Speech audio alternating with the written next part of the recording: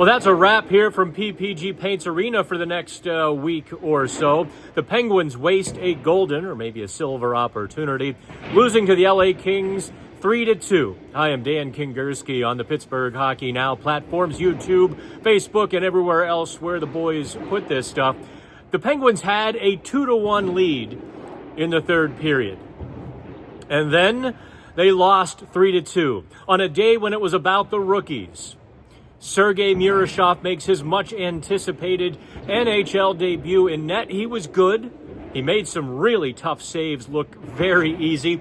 You know, he's got a little bit of American street hockey in him, where he likes to rely on that mitt, kind of flash the net and take it away with the glove. He was good. But he couldn't overcome the mistakes of the Penguins' veteran stars. Despite leading 2-1 in the third period, Chris Letang and Evgeny Malkin. And Malkin played really well Sunday.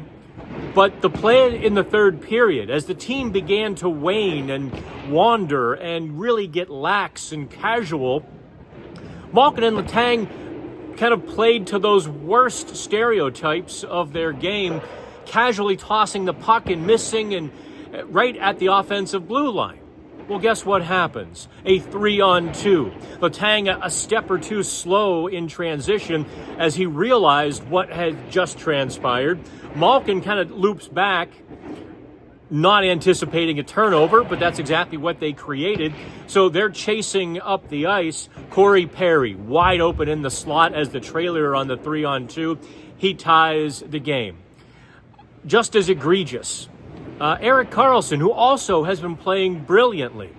He was fantastic Saturday in New Jersey, and you hate to bag on a player, but the play, his defensive play against Kevin Fiala in the third period, which became the game winner, was inexplicable, as he had Fiala covered. He had a step or two in front of Fiala into the defensive zone, rather, and he's just sort of stopped as Fiala accelerated past him, behind him, to the net, sweeps across the slot, chips it over a sprawled Murashov. So in the end, the rookie couldn't overcome the veterans. And I suppose for a lot of you, that is a microcosm that could be a 3-hour video, couldn't it? No, the Penguins had their moments on Sunday, and I think that's what really got under Dan Muse's skin. For the first time this season, the Penguins coach had an edge to him after the loss. There was a heavy undercurrent. There was an anger to his comments.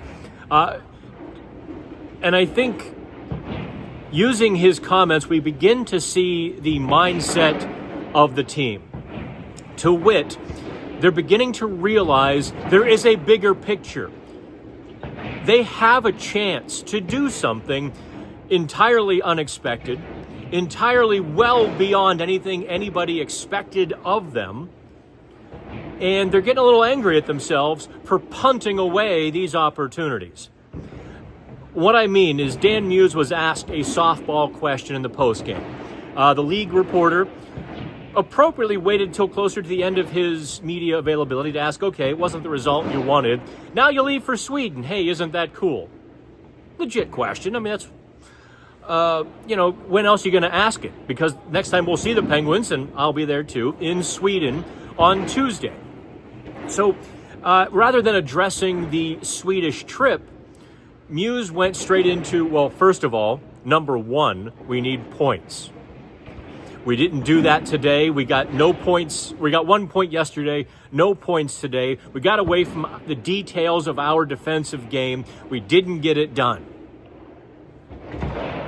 That's how he answered the Swedish question.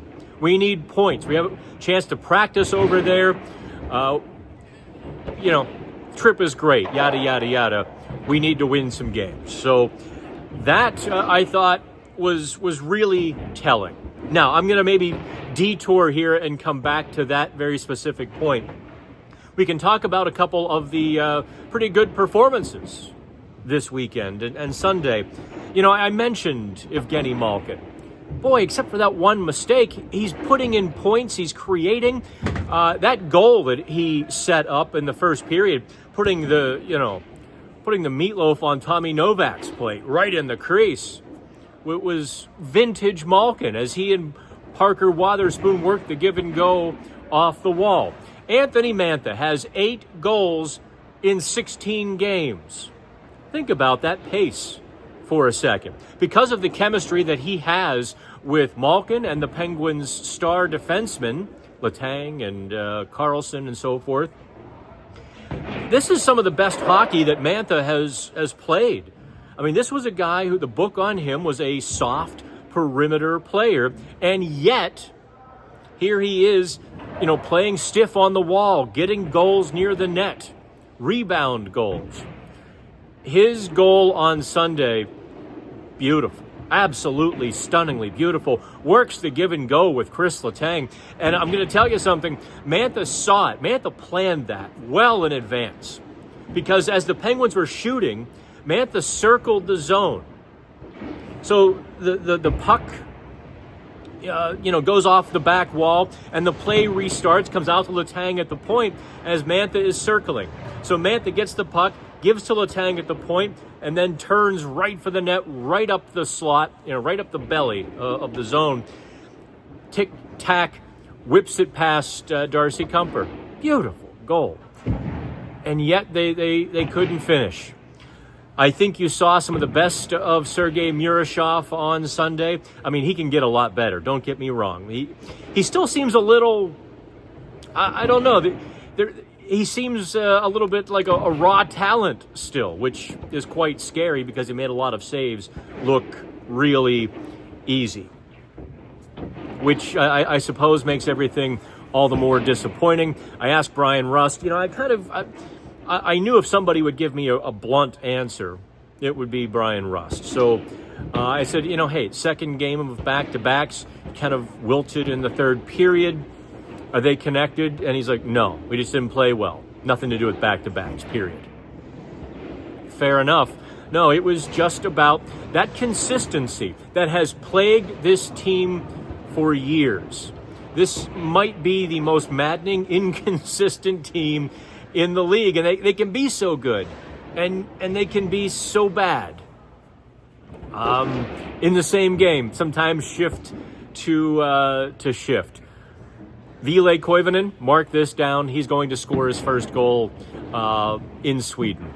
It's gonna happen. So you can run to FanDuel or DraftKings or whatnot. He's getting closer and closer. He's getting a little frustrated, don't get me wrong, but it's going to snap, and he's going to have just that weight taken off of his shoulders. And so I will see you in Sweden. I depart Monday morning. I actually arrive in Sweden, Swedish time, Tuesday morning. Although I only have a 1-hour layover in Amsterdam. I know. Of all cities to only have an hour, I've got an hour in Amsterdam. I guess I can, wave at the red lights. Do they have drive? No, they don't have drives. Anyway, I kid. All right, folks, I'll be doing some PHN Plus sales because these trips are certainly not easy, not fun, not easy on the body, that's for sure. Easy on the body or easy on the wallet. As they set up for Paul McCartney, I so badly wanted to be at that show. You have no idea. That is the biggest omission from my concert resume, and I have worshipped the Beatles and that guy since I was literally 3 years old, and I get to go to Sweden instead. Maybe I'll catch him in Vegas or somewhere else, but that is it from PPG. As you can see, it doesn't even look like ice anymore. In the meantime, kids, have fun.